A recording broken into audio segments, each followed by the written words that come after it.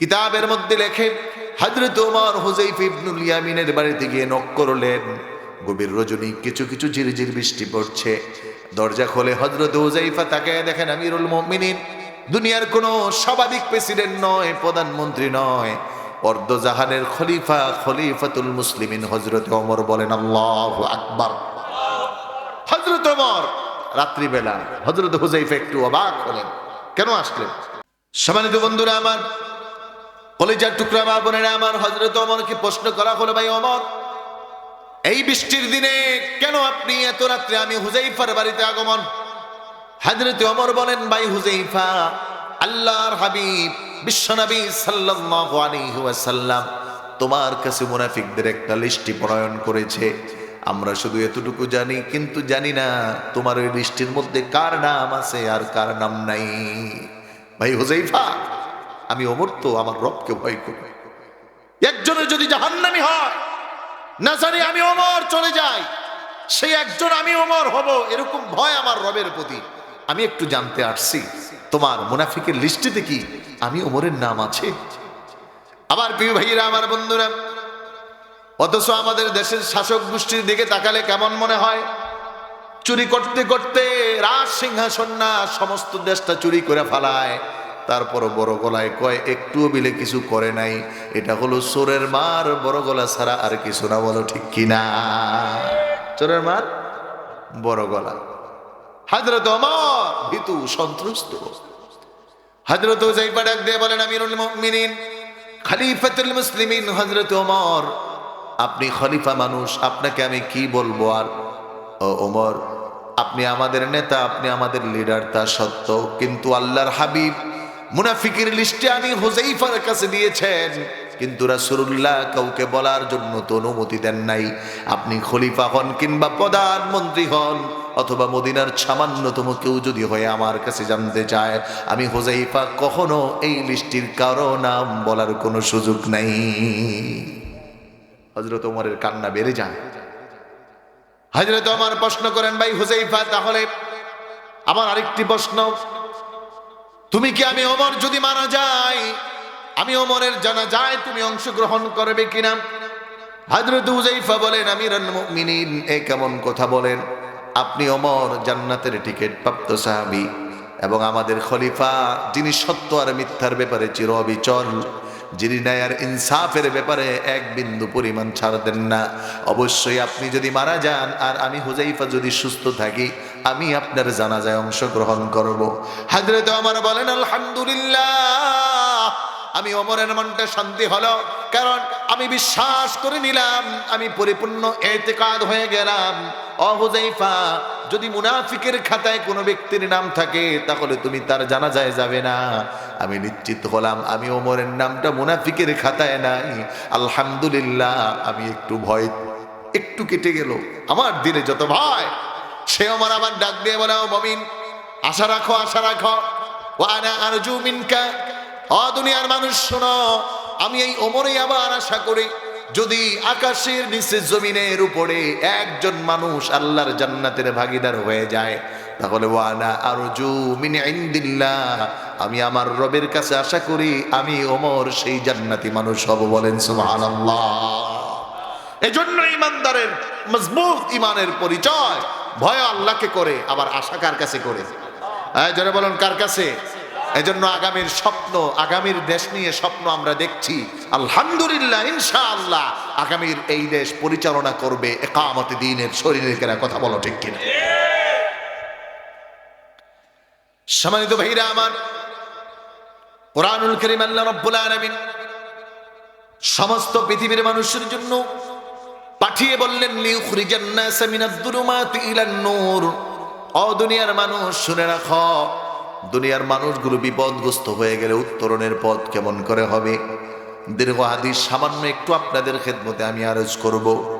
আল্লাহর হাবিবের জলিলুল কদর সাহাবী শেরে খোদা হযরতে আলী রাদিয়াল্লাহু তাআলা আনহু, যার কাছে নবীর প্রিয়তমা কলিজা, নবীর সবচেয়ে প্রিয় কলিজার টুকরা রাজকন্যা ফাতেমাতুজ জোহরা রাদিয়াল্লাহু তাআলা আনহাকে বিয়ে দিয়েছেন।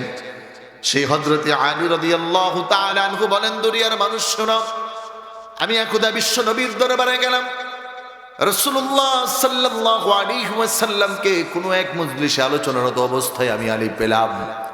আল্লাহর হাবিবের কাছে প্রশ্ন করা হলো, ইয়া রাসূলুল্লাহ, ইয়া হাবিবাল্লাহি, দুনিয়ার এই মুসিবতের সময় আমরা তখন কি করব?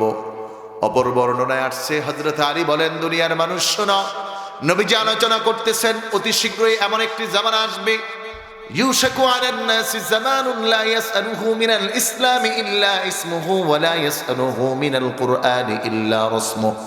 আল্লাহর হাবিব আলোচনা করতেছেন, ও আমার উম্মতেরা শুনো, সাহাবীরা রে, আমার উম্মতদেরকে জানায়া দিও, অতি সত্বর এমন একটি সময় আগমন করবে, যেই সময়টার মধ্যে ইসলামের নাম মাত্র থাকবে, কোনো কাজ থাকবে না। চতুর্দিক থেকে ফিতনা আশঙ্কা হবে, তবজির দানার মতো ফিতনাগুলো মানুষের কাছে বেয়ে বেয়ে পড়বে। ওই কঠিন মুহূর্তে মুসলমান ইমানদার যারা ঈমান নিয়ে বাঁচতে চায়, যারা ঈমানের পরিচয়ে বাঁচতে চায়, তাদের রাস্তা হবে একটা। সাহাবায়ে কেরাম প্রশ্ন করলেন, ইয়া রাসূলুল্লাহ, ইয়া হাবিবাল্লাহি, কোন পথ ধরলে আমরা সেই সময়ে বাঁচতে পারবো? আল্লাহর হাবিব জানালেন, একটাই মাত্র পথ, একটাই মাত্র মত, সেটা আর কিছু নয়, সেটা হলো আল্লাহর প্রেরিত কোরআন। সুবহানাল্লাহ। সম্মানিত ভাইরা আমার, এজন্য রাসূলুল্লাহর মিশনটা একটু ভালো করে বোঝা দরকার। সামান্য সময় আমি আলোচনা করব কোরআন ও হাদিস থেকে, ভালো করে বুঝুন।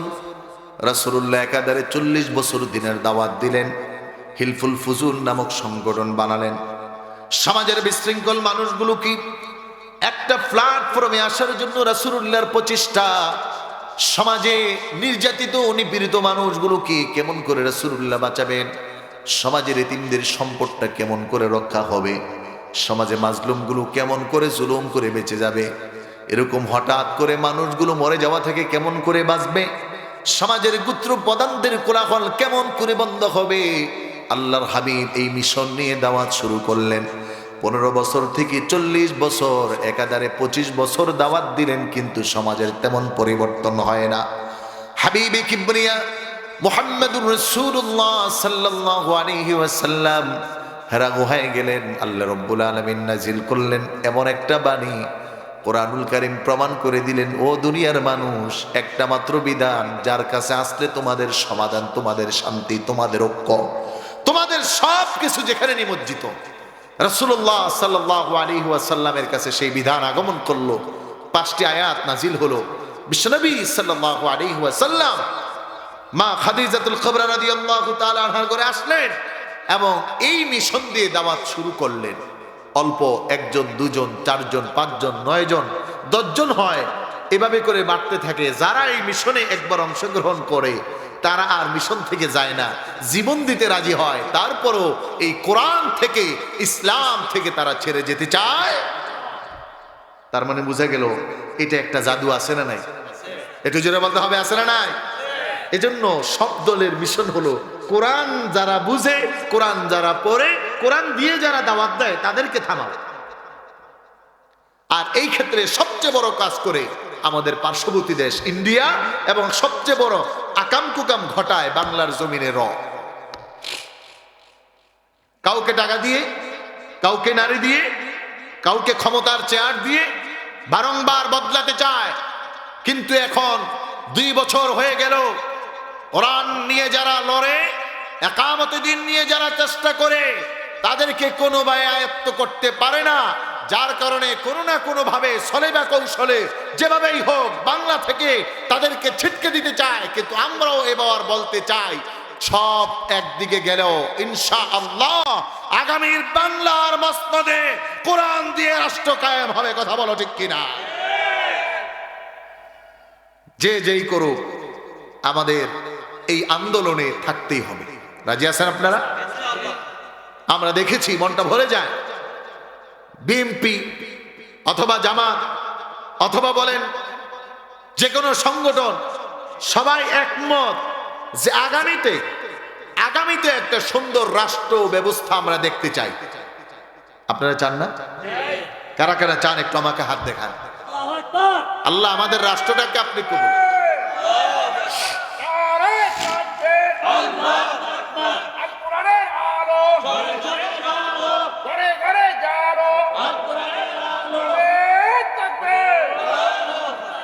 আমার ভাইরা, সব দলের এই চাওয়াটা পূরণ হবে, তবে আমাদের সেই প্রিয় প্রতিবেশী চায় না কোনোভাবে এটা পূরণ হয়ে যাক।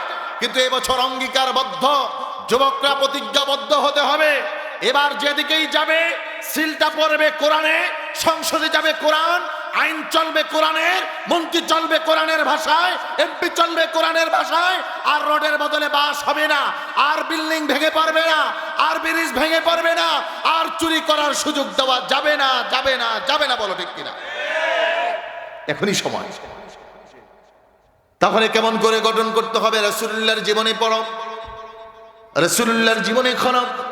বিশ্বনবী মুহাম্মদুর রাসূলুল্লাহ সাল্লাল্লাহু আলাইহি ওয়াসাল্লাম দাওয়াতের মিশন শুরু করলেন কোরআন দিয়ে।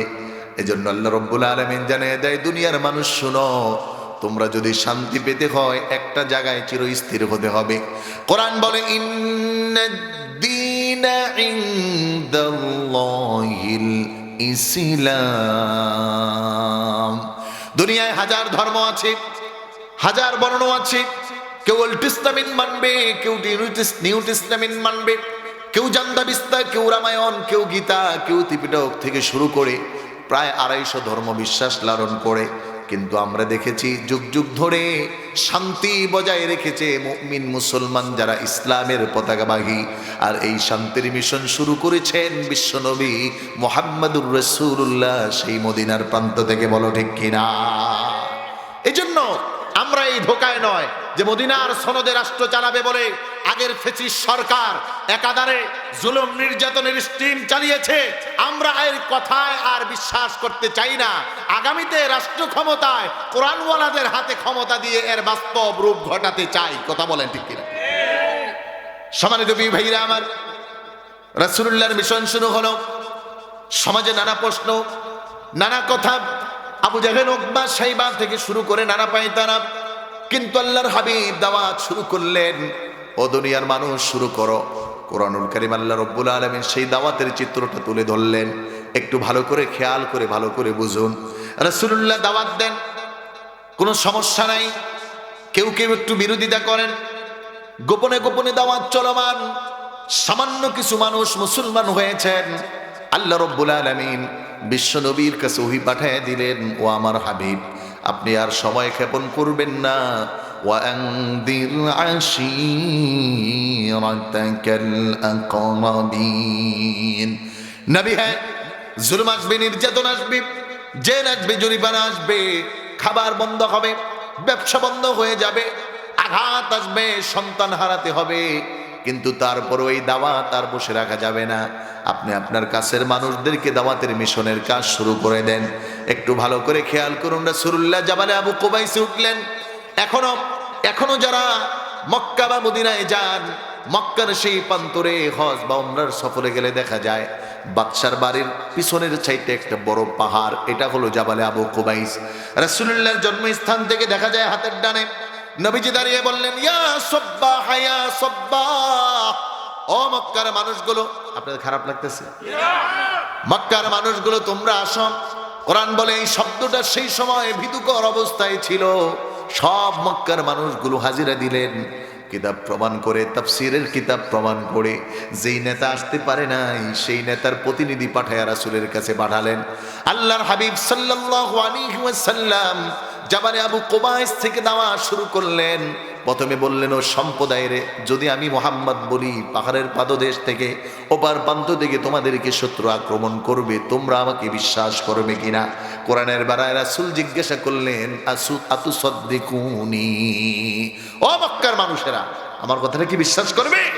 এক বাক্যে সেই দিন এই মুহাম্মদুর রাসূলুল্লাহ 40 বছর যার আচরণ, চরিত্র, বিধিবিধান, সৌন্দর্য, উঠন বসন, কথন ফিতন সবকিছু দেখে মানুষ তাকে উপাধি দিয়েছে আল আমিন। You are the great as a leader, as a homemaker, as a lawmaker, সবকিছুর দিক থেকে যাকে সবচেয়ে বেশি পায়রুটি দিয়ে 1 নাম্বার মানুষ হিসাবে স্বীকৃতি দিয়েছেন, তিনি ছিলেন মুহাম্মদুর রাসূলুল্লাহ সাল্লাল্লাহু আলাইহি ওয়াসাল্লাম।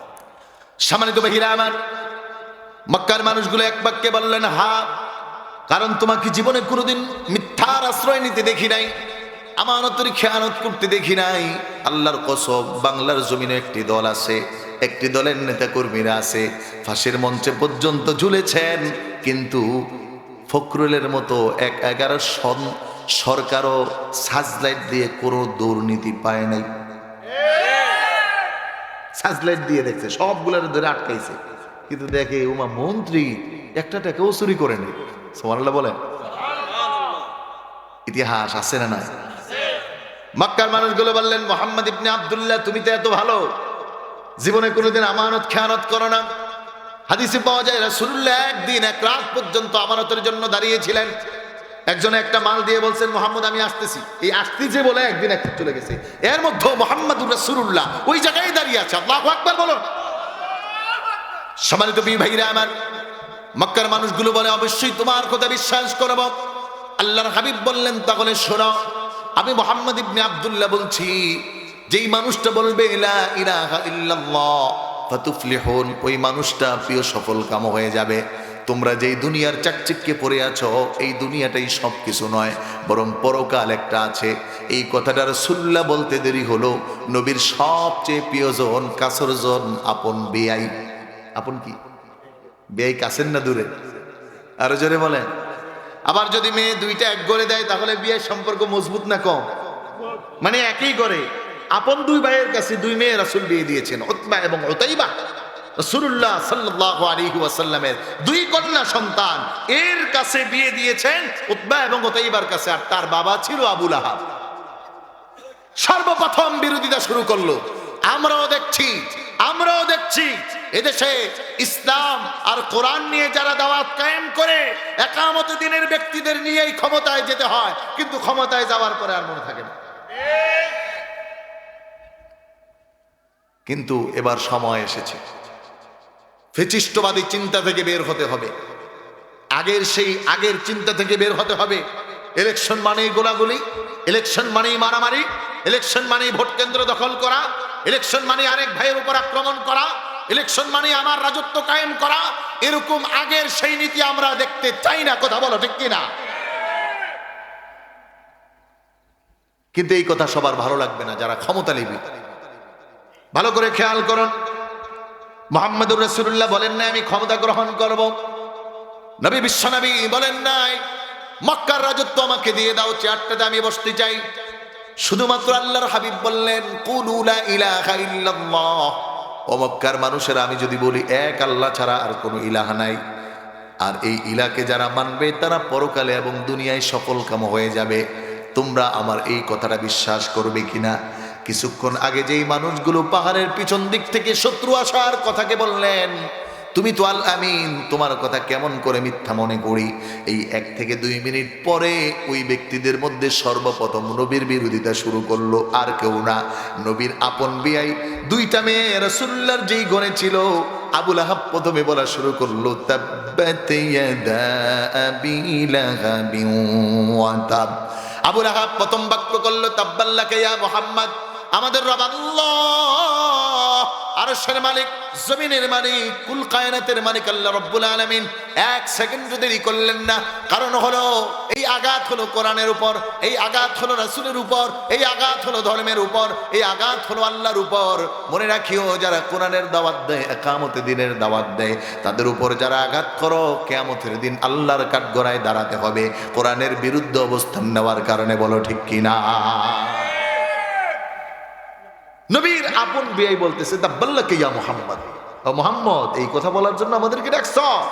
আলি হাদা জামাআতানা, এটা কোনো কথা হলো? আমরা এতদিন চুরি চামারি করছি, এতদিন যেমন চাইছে করছি, রাত্রে ভোট দিছি, দিনে ভোট দিছি, আর মরার মানুষ মানে আমার এলাকায় গেছি তো শুনতেছি যে এমন এক চাচা, ওই চাচার ভোট হয়েছে। তো মেম্বার সাহেব আমার খুব পরিচিত। আমি বললাম, মেম্বার সাহেব, এই চাচা তো আমার জানা মতে মারা গেছে আরো প্রায় 9 বছর আগে, উনি কেমনে ভোট দিল? আমাদের দেশে হয়েছে না, মরা মানুষ হের ভোট বিলে হয়ে গেছে। রাসূলুল্লাহ যখন বললেন মূর্তি পূজা ছাড়ো, মূর্তির কাছে মাথা নত নয়, ক্ষমতার কাছে মাথা নত নয়, অর্থের কাছে মাথা নত নয়, বরং মাথা নত করো একজনের কাছে, জবান খুলে বলুন তিনি কি। এই কথা বলতে দেরি হলো, কিন্তু রাসূলুল্লাহর সবচেয়ে বিরোধিতা শুরু করলো আপন মানুষ। আমার দেশেও যখন এই হকের কথাগুলো বলা শুরু হয়, ইনসাফের কথাগুলো বলা শুরু হয়। ডাকসু রাকসু আর চাকসু থেকে আন্দোলনের নামে যে অবৈধ উৎপাদন এটাকে বন্ধ করা হয় আর সোনালী স্বপ্নের সুযোগ ক্যাম্পাস তৈরি করা হয়, তখন এদেশে যারা চুরি করতে চায়, যারা ক্ষমতা পেতে চায়, যারা অর্থের লুপ করে, যারা নিজেদেরকে দাদা মনে করে আরেকজনের উপর অত্যাচার চালায়, তাদের কাছে এই কোরআনের কথা আর ভালো লাগে না। কথা বলো ঠিক কিনা? তাদের কাছে মনে হয় এটা তিতা তিতা। কারণ কারণ তাদের কাছে ভালোটা ভালো না। এই জন্য বলে, যত দোষ নন্দ ঘোষ, সত্যটা বললেই দোষ, করলে অন্যায়ের প্রতিবাদ, নামটা হবে তোমার মৌলবাদ, নামটা হবে তোমার জঙ্গিবাদ। কথা বলা ঠিক না? আপনারা দেখতেছেন কিনা আমি জানি না, সময় টিভির সার্চলাইট আছে, বিগত সরকার যতগুলো জঙ্গি নাটক ঘটাইছে এই সবগুলো তদন্ত করে দেখতেছে একটাও কোনো জঙ্গি ছিল না। অহেতুক একামতে দিনের কর্মী, নয়তো বিএনপির কর্মী, নয়তো জামাতের কর্মী, নয়তো অন্য দলের কোনো কর্মীকে চাপায়া দেওয়ার জন্য, সমাজের ভালো মানুষটাকে ধরাইয়া দেওয়ার জন্য এই জঙ্গি নাটক সাজাইছে। কোথায় থাকি আমরা বলেন? সময় এসেছে, পারা যাবে না ইনশাআল্লাহ। আমরা ঐক্যবদ্ধ, আমরা কি, আমরা দল এক একজন এক একটা করতে পারি, কিন্তু ফ্যাসিস্ট আর ভণ্ড যারা আরেক দলের দাবিদারি করে, আরেক দেশের গোলামি করে, ওদেরকে স্বাধীন বাংলায় আমরা আর সুযোগ দিতে চাই না। কথা বলো ঠিক কিনা? বড় দুঃখ নিয়ে বলতে হয়, সেই হাদি নামক ছেলেটা কোন দলের না, ও স্বতন্ত্র একটা ছেলে, স্বতন্ত্র ভাবে আট আসন থেকে দাঁড়িয়েছে। এবং আপনারা ওকে কতটুকু চিনেন জানি না, আমরা খুব কাছ থেকে চিনি। ওর জীবনে কোনো কালিমা নাই, সততার ক্ষেত্রে সমান, বাপকেও ছাড়ে নাই, এবং অবৈধ অর্থ ওর জীবনেও কোনোদিন হাত দেয় নাই। ছেলেটাকে মেরে দিয়ে চলে গেল। আজকে যেমন সাদিক কাইম স্পষ্ট ভাষায় বলেছে, আমরাও আজকের এই ময়দান থেকে স্পষ্ট ভাষায় বলতে চাই, অনতিবিলম্বে যদি হাদির হত্যাকারীকে গ্রেপ্তার এবং দৃষ্টান্তমূলক শাস্তি না দেওয়া হয়, তাহলে বাংলাদেশের স্বরাষ্ট্র উপদেষ্টার কাজটা কি আমরা জানতে চাই, তাকে পদত্যাগ করতে হবে। কথা বলো ঠিক কিনা? উনি বসে বসে আঙ্গুল চুয়ে লাভটা কি, আর গোস্তের মধ্যে আলু কম না বেশি এটা দেখে ওনার লাভটা কি? এদেশের মানুষ জনজীবন অনিরাপদ, এবং তারা ওপেন বলছে কিলার পাঠাবে, সমাজের প্রত্যেকটি অঞ্চলে অঞ্চলে ঢুকে ঢুকে এদেশের মানুষকে হত্যা করবে। রিপোর্ট অনুযায়ী 1400 সন্তানকে মারার পরেও যারা নিজেদের অপরাধ বুঝে না, ওটা আবু জাহেলের চেয়েও খারাপ। 1400 সন্তান হত্যা হয়েছে, এরপরেও আবার কিলিং পয়েন্টে। আর এরা বসে বসে আমাদের অর্থে চলে মন্ত্রণালয়, ব্যক্তি সব এরা বসে বসে চুমা দিতেছে। আর জেলে নেওয়ার পরে আমাদের কিছু আইনজীবী নামর কুত্তা গু দেখা, টাকা দেখা এদেরকে ছেড়ে দিতেছে। আফসোস, আপনারা রাগ করতেছেন? এই সত্য কথাগুলো বলার কণ্ঠ স্তব করে দিতে চাই। সম্মানিত প্রিয় ভাইরা আমার,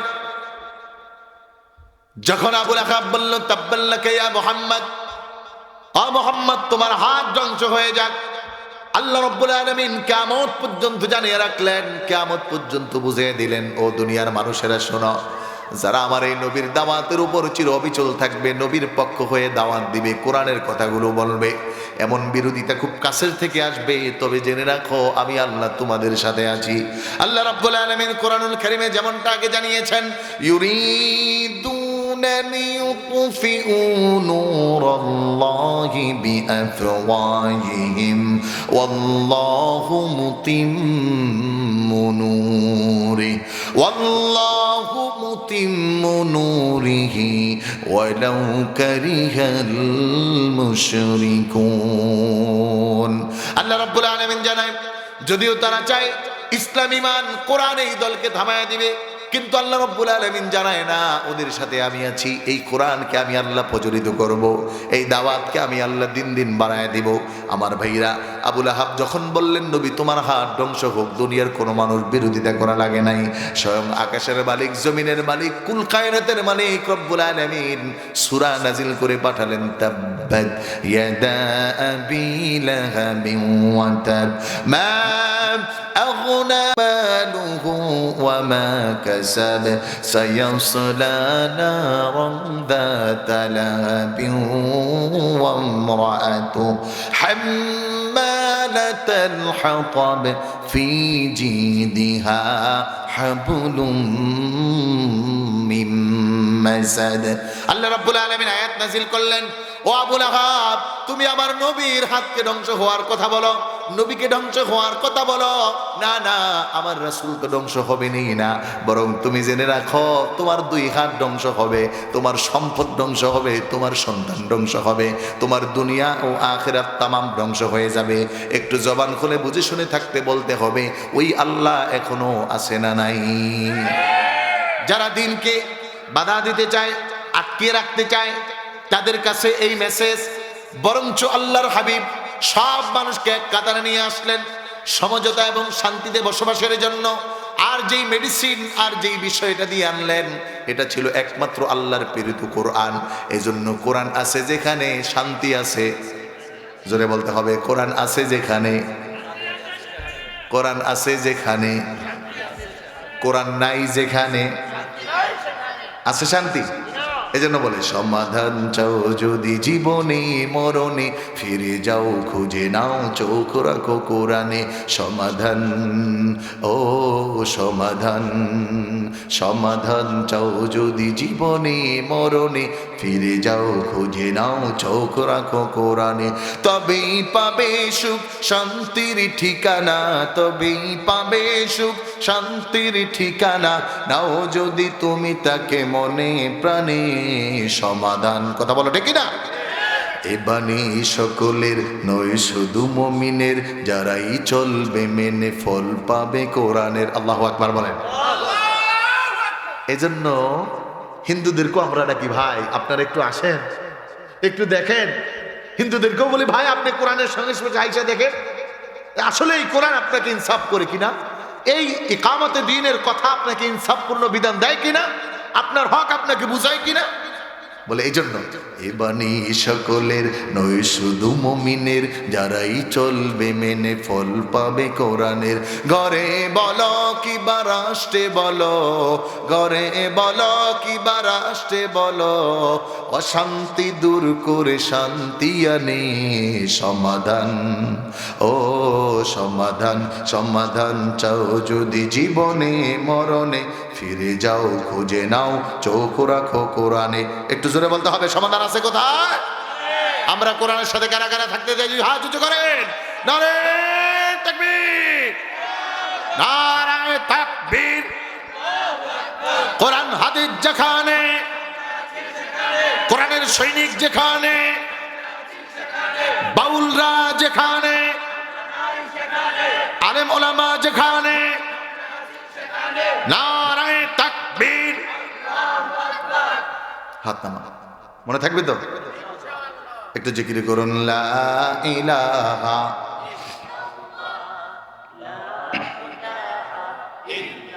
মাশাআল্লাহ, লা ইলাহা, লা ইলাহা ইল্লাল্লাহু মুহাম্মাদুর রাসূলুল্লাহ। জোরে জোরে পড়ুন সাল্লাল্লাহু আলাইহি ওয়াসাল্লাম।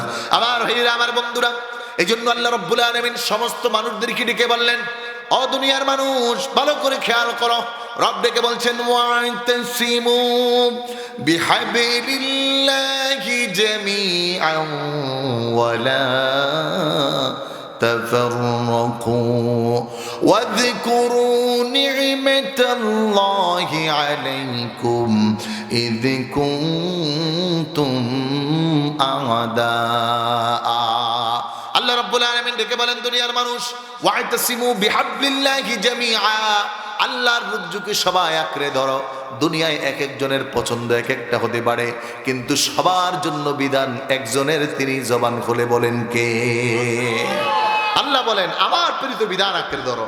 এজন্য বিএনপির জন্য কোরআন, জামাতের জন্য কোরআন, কথা বলেন, জাসদের জন্য, বাসদের জন্য, এনসিপির জন্য, যত নতুন দল আছে, নাগরিক পার্টি, নাগরিক জননেতা, আরো যা আছে, তারেকের দলদুল সহ সবার জন্য কোরআন একটাই, কথা বলেন ঠিক কিনা? তার মানে ওয়া'তাসিমু বিহাবলিল্লাহি জামিআ, আল্লাহর রজ্জুকে আঁকড়ে ধরো। কারণ এই রজ্জুই তোমাকে দিবে সমাধান, এই রজ্জুই তোমাকে দিবে শান্তি, এই রজ্জুই তোমাকে দিবে বিধান। এজন্য আল্লাহ রাসূল সাল্লাল্লাহু আলাইহি ওয়াসাল্লাম দাওয়াত দিলেন কোরআন দিয়ে। কারণ কোরআন যেমন শান্তি কায়েম করতে পারে, দুনিয়ার কোনো বিধান তেমন শান্তি কায়েম করা সম্ভব নয়। বলো ঠিক কিনা? আমরা গণতন্ত্র দেখলাম, সমাজতন্ত্র দেখলাম, কালমাস্টের ইতিহাস দেখলাম, মরিস বুকাইলের জীবনী দেখলাম, সব দেখে দেখে শেষ হলো, কিন্তু শান্তি আর এলো না। সামনে আমাদের মদিনার সনদে, মদিনার কিতাবে, মদিনাওয়ালার টার্গেটে, মদিনাওয়ালার দাওয়াতে, রবে করিমের ভাষায় যেই বিধান সামনে, এটা আমাদের দেখা দরকার আছে না নাই? আলহামদুলিল্লাহ আমরা দেখছি এলাকার হিন্দু মানুষগুলো বলতেছে যে হুজুর সব দেখা শেষ, এইবার একটু কোরআন ওলা করে দেখতেছে। আপনারা চান কি চান না? এই জন্য ভোট দিব কোরআনকে, মনে থাকবে তো? জায়গা মতো কিন্তু এটা মনে রাখতে হবে, ইনশাআল্লাহ। আরো জোরে বলেন ইনশাআল্লাহ। সম্মানিত ভাইরা আমার, কেন দিব? কারণ এই কোরআন হলো মানুষকে সৎ পথের প্রদর্শনকারী। কোরআন কখনো মানুষকে বিপদগামী করতে পারে না, কোরআন কখনো মানুষকে বিপদগামী করে না। আমার ভাইরা আমার বন্ধুরা, কোরআনুল কারীম আল্লাহ রাব্বুল আলামিন স্পষ্ট করে জানিয়ে দেয়, এই কোরআন যে মানবে, এই কোরআন যে বুকে লালন করবে, এই কোরআনের সংস্পর্শে যে আগে আসবে, এই কোরআন তাকে হেদায়েতের পথ, জান্নাতের পথ বাতিয়ে দিবে। বলেন সুবহানাল্লাহ। আল্লাহ রাব্বুল আলামিন জানেন, ইন্না হাদাল কুরআন ইয়াহদি লিল্লাতী হিয়া আকওয়াম ওয়া ইউবাশশিরুল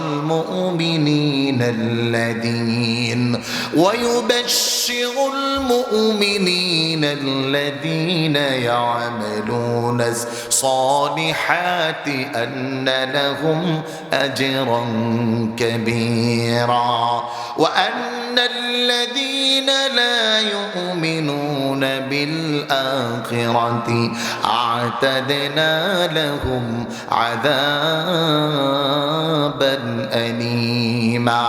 একটু জবান খুলে বলেন আল্লাহু আকবার। আমার ভাইরা আমার বন্ধুরা, কোরআন বলছে ইন্না হাদাল কুরআন, অবশ্যই কোরআন ইয়াহদি লিল্লাতী হিয়া আকওয়াম, ওই সম্প্রদায়কে হেদায়েত দেখাবে। আল্লাহু আকবার বলেন।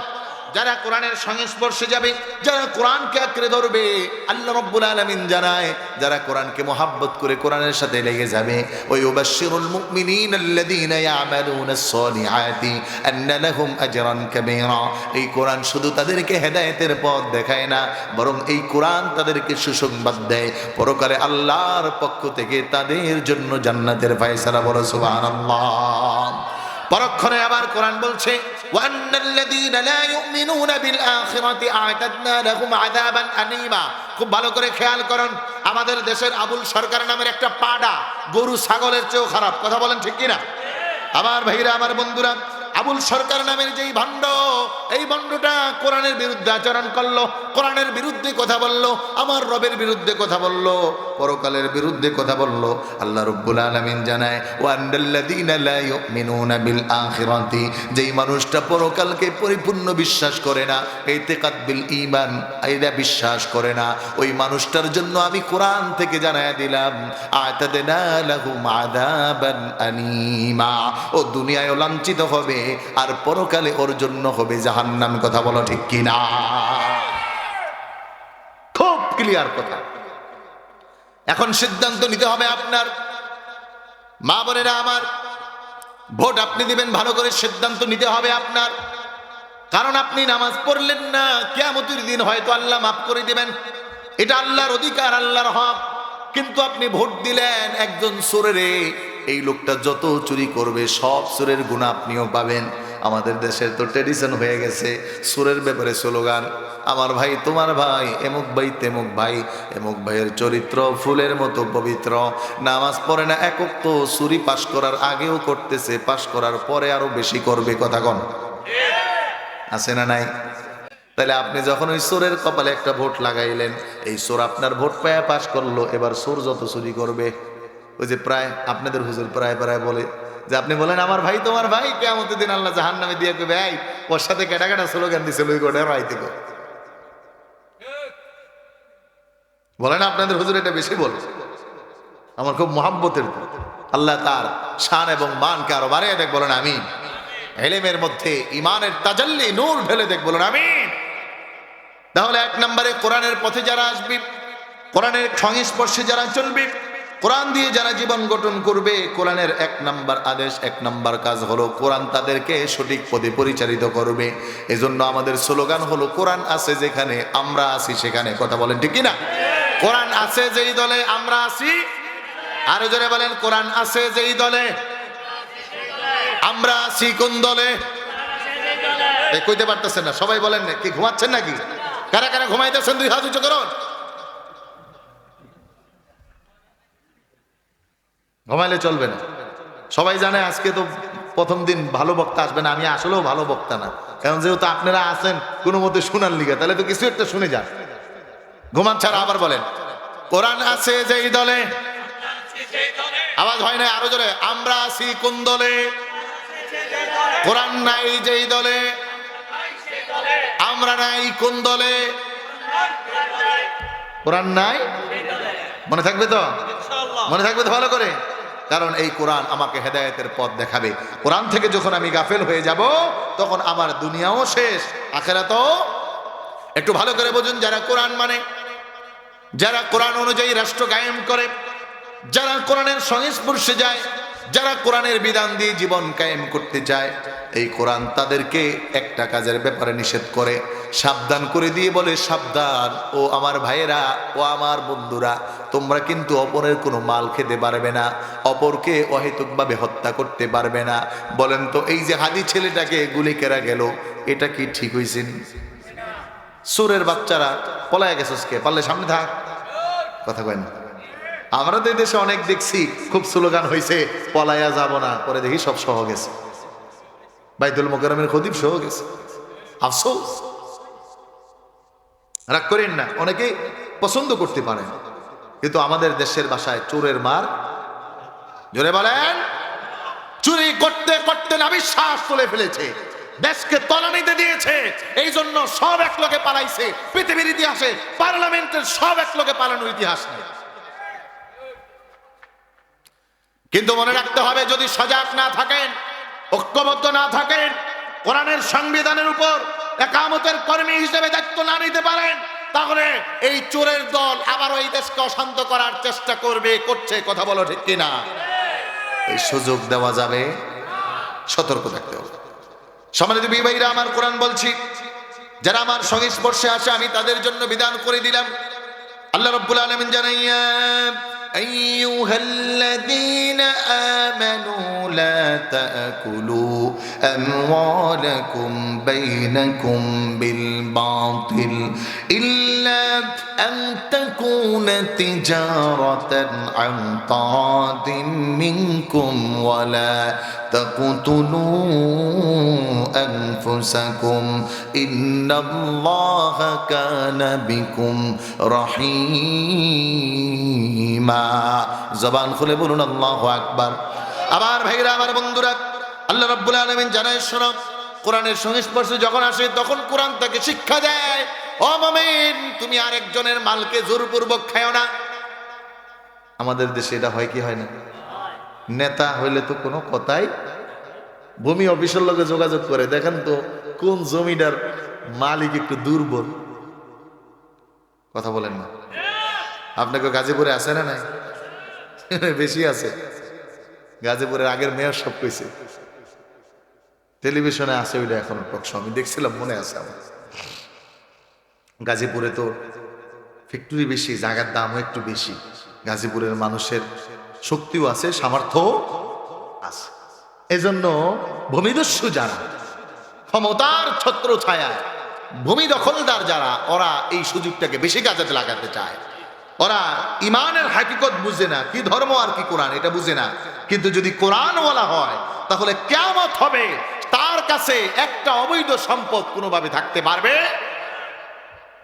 দেখেন, ঢাকসুর যেই বিপি নির্বাচন হয়ে গেল, ওখানে আমাদের সাদিক কায়েমগুলো পাশ করলো, ছাত্রদের থেকে উত্তোলনকৃত টাকার ফান্ড জিরো, মানে শিক্ষকরা আগে খায়া শেষ।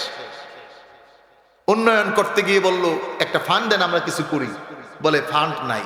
তাহলে প্রত্যেকটা ছাত্র তো টাকা দিছে, কত বছর ইলেকশন হয় নাই, সব টাকা জমা ছিল, সব খায়া ছারখার। কিন্তু যখন কোরআনের ছাত্র হয়ে ওই ঢাকসুর বিপি হয়ে গেল, ডাকসুর মতো জায়গায়, সেখানে একটা অর্থ নাই, ধরে ধরে ছাত্র ছাত্রীদের জন্য পরিবেশ বান্ধব একটি ক্যাম্পাস তৈরি করলো। খাবে তো দূরের কথা, আরো পকেট থেকে দেয়, আবার অন্য ভাইকে ধরে ধরে আনে। সুবহানাল্লাহ। এটা হলো কোরআনের সংস্পর্শের সবচেয়ে বড় ফায়দা। এজন্য কোরআন বলে, যারা কোরআন অনুযায়ী জীবন চালায়, যারা কোরআনের কাছে চলে আসে, কোরআন তাদেরকে শিক্ষা দেয়, লা তাকুলু আমওয়ালাকুম বাইনাকুম বিল বাতিল। ও বান্দারা, তোমরা অবশ্যই অপরের মালকে জোরপূর্বক ভক্ষণ করবে না, আর অবশ্যই তোমরা অন্যায়ভাবে কাউরে হত্যা করবে না। জেনে রাখিও, আল্লাহ রব্বুল আলামিন ক্ষমাশীল ও দয়ালু, আর এই ক্ষমাশীল ও দয়ালু আল্লাহ তাআলা যে অন্যায়ভাবে হত্যা করবে তাকে কখনো ছাড় দিবেন না। বলো ঠিক কিনা? অন্য আয়াত আছে, ওয়াবাইয়াকুতুল মুমিনাম মুতাআম্মিদান ফাজাযাউহু, যেই মানুষটা ইচ্ছাকৃতভাবে একজন মুমিনকে মেরে দিবে। উপরের আয়াতগুলোতে আল্লাহ দীর্ঘ আলোচনা করেছেন যে একটা মানুষকে মারলো, সেই মানুষটা কেমন জানি সমস্ত মানব জাতিকে মারলো, মানব জাতিকে মারার নামান্ত।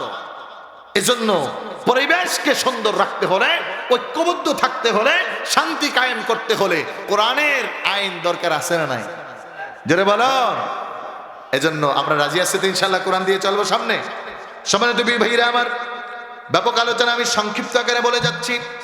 কোরআনের আরেকটা বিধান হলো, যারা কোরআনের সৈনিক হয়ে যায়, কোরআন দিয়ে রাষ্ট্র পরিচালনা করতে চায়, তাদের কাছে কোরআনের আরেকটা বড় স্লোগান হলো, কোরআনের আরেকটা বড় আদেশ হলো, সাবধান, লোকটা ছোট হোক কিংবা বড় হোক, ওই লোকটাকে ঠাট্টা বিদ্রুপ করা যাবে না, তার অধিকার নষ্ট করা যাবে না। সে যতটুকু পায় তাকে পরিপূর্ণ সেইটা বুঝিয়ে দেওয়া লাগবে। যদিও সে একজন রিক্সা চালক, যদিও সে একজন ভ্যান চালক, যদিও সে একজন সমাজের কুলি, যদিও সে একজন মেথর, যদিও সে একজন সমাজের নিম্ন শ্রেণীর মানুষ, সব মানুষকে সমানভাবে দেখতে হবে। আর কোরআনের আইন যখন থাকবে, কোরআন জানায়া দিচ্ছে কোনো মানুষকে তাচ্ছিল্য করা যাবে না। আমরা দেখতেছি এদেশের রাজনীতিতে কোরআন না থাকার কারণে একদল আরেক দলের 14 গোষ্ঠী সহ উড়ায় দেয়।